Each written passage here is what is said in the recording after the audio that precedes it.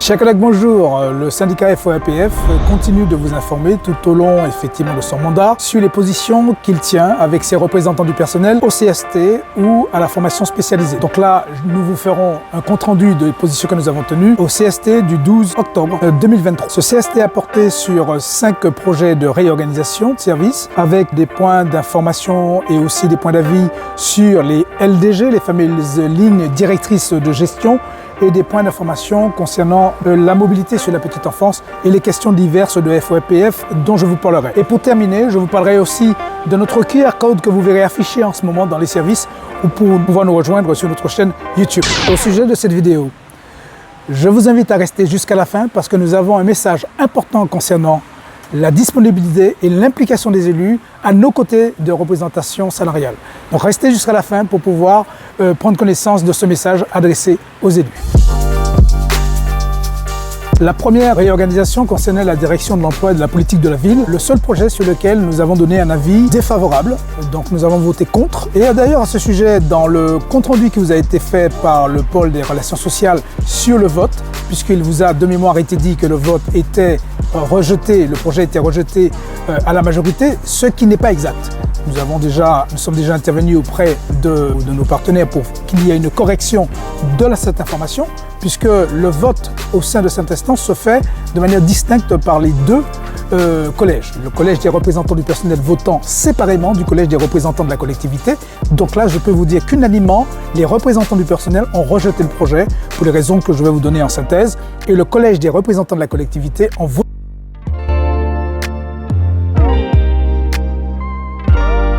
Parce que tout simplement, par la méthode de travail, nous avons rencontré les agents dans le service qui nous ont, pour la plupart, expliqué les raisons sur lesquelles ils nous ont le sentiment de n'avoir pas été entendus sur les propositions qu'ils avaient eu à faire, notamment en ce qui concerne le pli. Il y a eu de la frustration, de l'insatisfaction de la part des agents du pli, notamment sur le fonctionnement de leur direction a été modifié, malgré les observations qu'ils ont pu faire remonter, n'ont quand même pas été entendus. Et sur un des deux autres pôles, là aussi, il y a eu de la frustration et de l'insatisfaction sur le projet, malgré le fait qu'un rendez-vous nous est donné pour qu'on puisse en faire le bilan. Le second projet de réorganisation concernant la direction de la culture et du patrimoine, là il n'y a pas eu de difficulté pour nous concernant le projet. Alors juste une petite explication pour vous informer de comment ça se passe.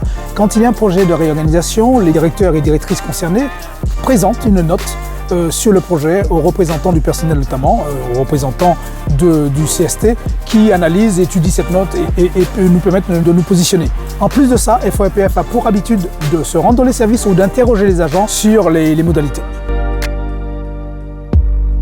Troisième projet de réorganisation, la direction des sports. Donc à ce niveau-là, FOAPF est assez satisfait sur le fait qu'il y a eu une information concernant la déprécarisation d'un ensemble d'agents sur les postes d'accueil. Donc l'équivalent, 2 équivalents temps plein ont pu effectivement être déprécarisés, c'est-à-dire de collègues qui étaient à temps non complet ont été validés à temps complet. C'était vraiment une revendication permanente de FOAPF. À ce niveau-là, nous sommes assez satisfaits. La création d'un poste d'assistant, ça aussi, ça fait un petit moment quand même que nous étions sur cette revendication, et puis des redéploiements sur l'axe technique de la direction. Donc là, FOAPF a été très intéressé sur ce projet, notamment sur la mise en œuvre opérationnelle d'une politique de santé environnementale pour tous. À ce sujet, nous avons des idées de manière à doper la motivation des agents vers cette politique-là, y compris aussi pour la qualité du service que nous allons certainement proposer lors des discussions sur le pouvoir d'achat. FOAPF a bien sûr voté pour ce projet de réorganisation. En plus, nous ajoutons que ce projet a essentiellement concerné le garage intercommunal. FOAPF a depuis longtemps, dans son cadre de revendication, plaidé pour une réorganisation de ces services pour que la qualité du service soit améliorée. Donc en début d'année, nous avons eu à faire pas moins de 2 lettres ouvertes pour pouvoir inciter à ce projet qui finalement a vu le jour et bien entendu pour laquelle nous avons donné une validation en faveur de ce projet. La question des chefs de brigade et des gens du bureau d'ordre de mission, il y a une proposition qui nous avait été faite au niveau de la réévaluation du régime indemnitaire que nous avons trouvé inéquitable. Nous avons fait des propositions pour pouvoir rééquilibrer en termes d'équité, notamment sur les jours de récupération concernant cette strate de commandement. Dans ce projet de réorganisation, nous avons fait reconnaître les compétences d'un moniteur en bâton et en technique professionnelle d'intervention au sein du service. En plus, le règlement intérieur qui devait aussi passer devant le CST a dû être reporté pour que ce projet soit plus travaillé en partenariat avec l'ensemble des organisations syndicales. Sur les LDG, les lignes directrices de gestion, c'était une demande des FORPF et de la CGT sur le précédent CST qui n'avait pas pu avoir lieu. Donc nous avons souhaité un bilan plus une révision de ces LDG. Donc le bilan a été fait, la révision est à venir. Donc voilà ce sur quoi nous avons donné notre avis favorable sur le bilan avec des petites quand même discussions, observations concernant les pratiques sur les avancements de grade en particulier.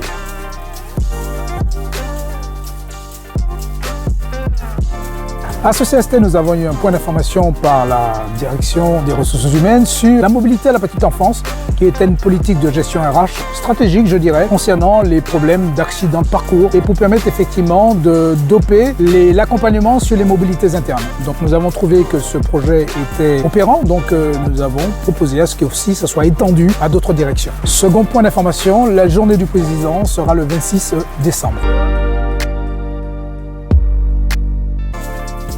Comme vous l'avez remarqué, à chaque instance, les organisations syndicales ont la possibilité d'y insérer des questions diverses. Ce que nous avons fait pour ce CST, notamment concernant la direction de la propriété urbaine et la direction de l'aménagement. Pourquoi ces deux directions? Parce que sur le plan managérial, il y a des pratiques encore qui ont heurté notre sensibilité par rapport à ce que nous avons eu à constater, notamment ce que nous avons syndicalement qualifié de licenciement, notamment la démission forcée de nos collègues. D'ailleurs, à ce sujet, au CST, nous avons noté l'information du DGS lui-même concernant des mesures qui seront prises concernant ces manquements qui ont entraîné la démission forcée, j'insiste, de notre collègue. Et j'ajouterai que le secrétariat de la formation spécialisée que j'anime va introduire deux notes concernant à la fois cette direction de l'aménagement sur ces problématiques de management et pas seulement, je vous le disais, et aussi la direction de la propriété urbaine. D'ailleurs, je continue sur cette direction qui aujourd'hui nous intéresse particulièrement et notamment dans le cadre de ces questions diverses que nous avons insérées dans ce CST où nous avons souhaité savoir où en est les mesures prises par la direction générale sur ce qui nous avait été promis en ce qui concerne effectivement les causes qui ont entraîné l'interruption temporaire de travail de deux chefs d'équipe qui aujourd'hui sont impactés médico-administrativement par rapport à cette situation. Donc là, nous avons eu à fermement démontrer que entre les paroles et les actes, il y a encore un écart qui nous dérange. Il y a eu le baromètre QVCT, il y a eu l'affaire Pereira qui nous a beaucoup impacté au sein de cette collectivité. Et aujourd'hui encore, nous sommes amenés à constater dans ces deux directions en particulier des problèmes et des pratiques managériales qui sont dérangeantes malgré les annonces de la collectivité, notamment sur la M2, la mutation managériale qui aujourd'hui, effectivement, dont le compte n'y est pas vraiment. Donc, nous avons dû vraiment insister pour il est temps enfin que nous ayons un rapport entre ce qui est promis sur la question de la bienveillance et ce qui est pratiqué partout au sein de la collectivité, dans toutes les directions et dans tous les services. Toujours dans le cadre de ces questions diverses, nous avons eu la question concernant la direction de l'eau et l'assainissement, une direction qui ne va pas très bien en ce moment parce qu'il y a eu des ordres et des contre-ordres concernant justement le projet de réorganisation. Aujourd'hui, le service compte que 4 agents sur une douzaine. Il y a pas mal d'agents partis parce que déçus de ces ordres et contre-ordres. Donc la direction des ressources humaines est en train de recruter, trouver des bras, comme c'est dit, de manière effectivement à pouvoir permettre à ce service de retrouver effectivement un bon fonctionnement par rapport aux besoins qu'il y a à couvrir. Donc notamment sur des questions de fiches de poste qui doivent être construites et proposées de manière à ce que certains postes, notamment sur le pôle des assistants, puissent bien fonctionner dans le projet qui est en cours.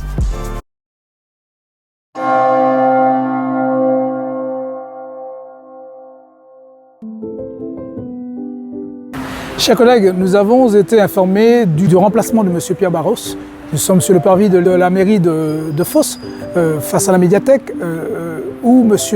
Pierre Barros est devenu sénateur, donc forcément, par rapport au cumul de mandats, il ne pouvait pas continuer à être le président de nos instances. M. Pierre Barros sera remplacé par Mme Adeline Roldao-Martin, qui est le maire de Surville. Nous avons un message particulier pour nos élus depuis le temps où nous travaillons à leur côté dans la représentation à la fois salariale et la représentation de la collectivité. Nous avons eu à remarquer, à déjà faire aussi remonter lors de nos réunions de dialogue social, la difficulté de leur disponibilité par rapport à ces mandats. Trop souvent, nous avons des informations des services qui ont du mal à trouver, à monter des réunions parce que les élus ne seraient pas suffisamment disponibles. Je prends un exemple très simple. M. Pierre Barros était disponible une journée par semaine dans le cadre de son mandat de délégué au RH. Ce qu'on me dit, c'est que ce sera pareil pour Mme Roldao-Martin. Ça n'est pas possible qu'une collectivité aussi importante que la nôtre, en termes d'agents, du nombre d'agents, sur 2 départements, et notamment en termes de compétences, parce que je rappelle que les compétences de l'AGLO sont telles que dans ces compétences, il y a eu des transferts de compétences des communes vers l'AGLO. Donc vraiment nous appelons, FEPF solennellement appelle effectivement pour le restant du mandat à ce qu'il y ait une meilleure disponibilité des élus représentant la collectivité à nos côtés. D'ailleurs, nous aurons cet échange avec M. Pascal Dole le 9 du mois prochain en présence de Mme Roldao-Martin sur cette requête qui est la nôtre. Vous voyez cette affiche? En ce moment, nous sommes en train justement de la placarder un peu partout dans les services et dans les directions qui porte sur notre QR code qui vous permettra d'accéder facilement à notre chaîne YouTube. Alors je vous annonce que la prochaine instance sera la formation spécialisée le 16 décembre et le prochain CST également qui est prévu. Et donc d'ici là, je vous souhaite une bonne lecture de cette vidéo et vous dis à bientôt. Au revoir sur notre chaîne YouTube.